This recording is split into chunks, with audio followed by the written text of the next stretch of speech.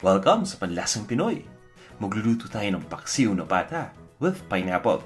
Ito yung mga ingredients na gagamitin natin. Pata ng baboy. Pinakuluan na natin ito. Pineapple chunks, bawang, tubig, suka, panutsa, pinuto yung puso ng saging, dahon ng laurel, buong paminta, beef cube, toyo, mantika, asin, at paminta.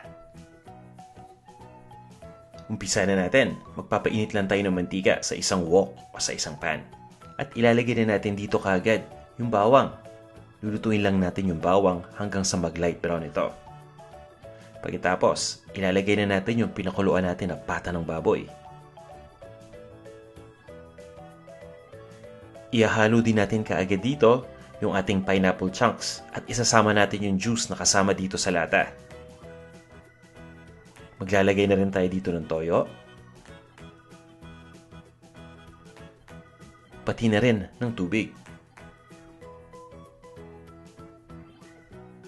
Tatakpan lang natin ito at papabayaan lang natin kumulo. Kapag kumulo na, lulutuin lang natin ng ilang minuto. Makaraan ng ilang minuto, ibabaliktad muna natin itong pata nang sa ganun maluto naman yung kabilang side at mapakuluan. Ginagawa natin ito para maging balanse yung pagkaluto dito.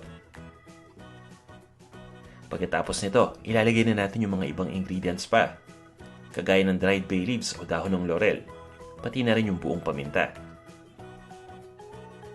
Ito na yung ating suka at pwede na rin tayong maglagay dito ng beef cube as an optional ingredient.